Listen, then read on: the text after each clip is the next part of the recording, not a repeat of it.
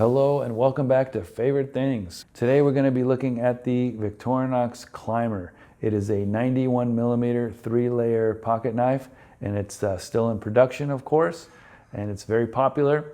And it's a great knife with lots of good tools in a small package. And I'd like to compare it to this recent addition to my collection, a 1970s climber. This is my favorite era of Victorinox knives, probably because I come from the same era. And also any ones that are earlier than this, I don't know, I just don't like the bail attachment instead of the key ring. And so yeah, I like the tool evolution that was being utilized around this time. So I wanted to compare the two, so let's check it out.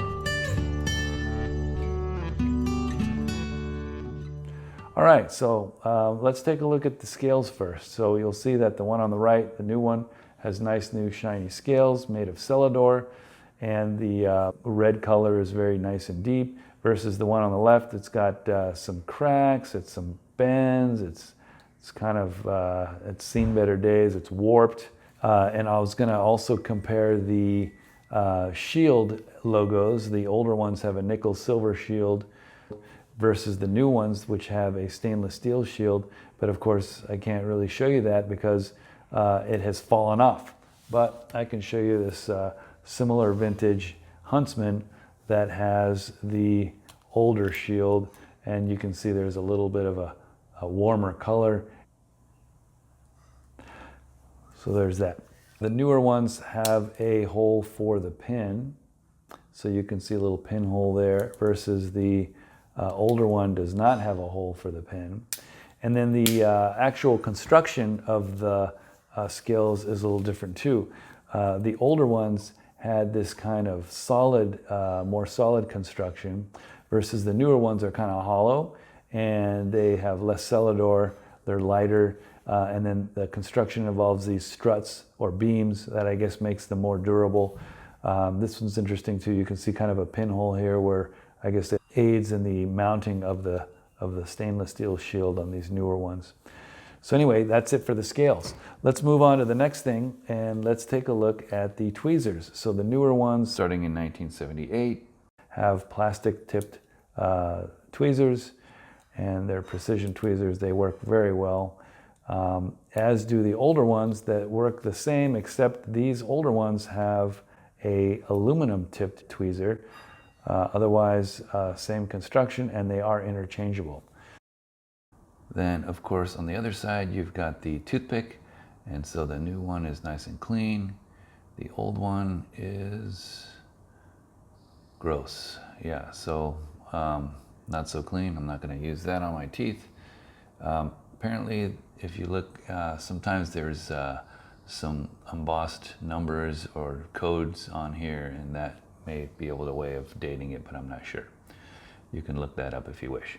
Anyway. Next, let's look at the main blade. So the newer modern ones have a 3-line of text that says Victorinox, Swiss-made stainless, and on the back side it says Officier Suisse. And so that's the new current Tang stamps. Versus the old ones, this has a 4-line of text that says Victorinox, Switzerland, stainless, and then in German, Rostfrei. And on the back side, this has a older Tang stamp which says Victoria Officier Suisse, which was used in 1957 to 1973. And there's also a little crossbow logo there. You'll notice that the tools don't snap down like the new ones, and I suspect that's because these liners are corroded. So I'm going to be sending this off to Victorinox and ask them to replace the liners. Next thing we'll do is let's look at the small blade. So the small blade here on the new one is a spear point blade, a penknife, versus the older ones, it's a clip point blade, which I much prefer. So I just really like that profile of that clip point blade. I just like how there's some variety in the two different blade profiles of the older knives. So that's kind of cool. So this is pre-1973 clip point blade. Again, doesn't really close with much of a snap, unlike the new ones. So I would like that to be addressed. Next thing we'll do is let's look at the scissors. So we've got the scissors here, and you've got the modern scissor. It's got the rivet, and it's got the two-leaf spring, the spring guide groove, which was introduced in 1990. Also, you'll notice that there's a little yellowish color to the pivot, which is post 2000. And if we look at the old one, let's get some help pulling that out, because this old one is actually missing its cross blade. So here's the old one. Now, you'll notice that they pivot from opposite ends. Why is that? I'll explain in just a moment, but that is a clue that there's some other change in the construction here on this knife, which for me make this particular one a highlight in my collection. But anyway, it's got also the two-leaf spring, which actually pre-1975, it should have a single spring.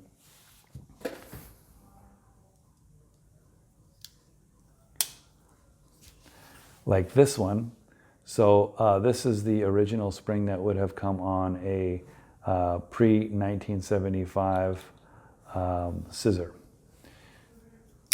Incidentally, this is my vintage 1970s Huntsman. If you're interested in seeing my collection of Huntsman models, click on this right here. So that's the scissor. Also does not close very nicely. And then let's look at the opening layer. So on the new one, you've got the can opener. And so there it is with the small Phillips at the end. Now this one also has a very similar can opener. And there it is. Now you'll notice that they look identical, pretty much. A little bit of a change in the hollow ground backside there.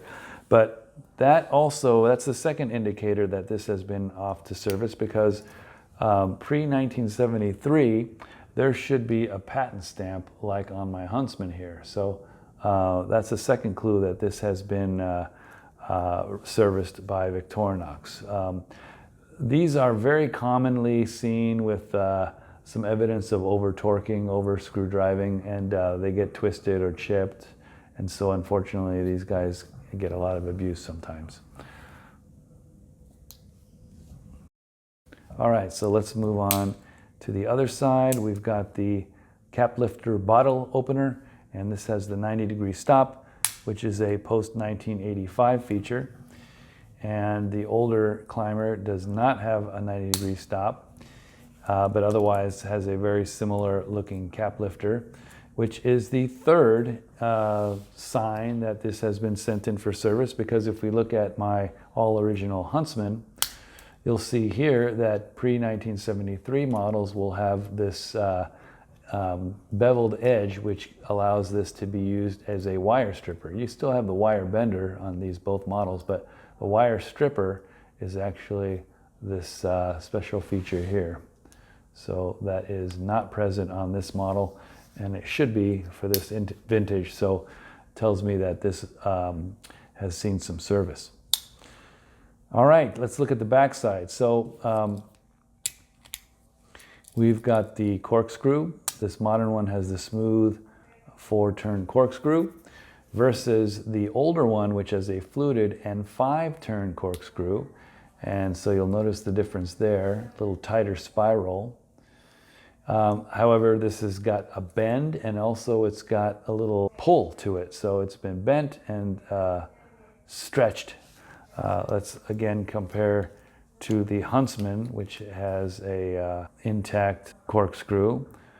So I'm gonna request that they don't replace the corkscrew, but that they can repair it. I'm gonna see. They probably can't, but it's worth a try. Quick update here. After bending the corkscrew back a little using the technique described earlier, where you put a thin nail down and then hold it down here and bend it, actually pretty damn good results.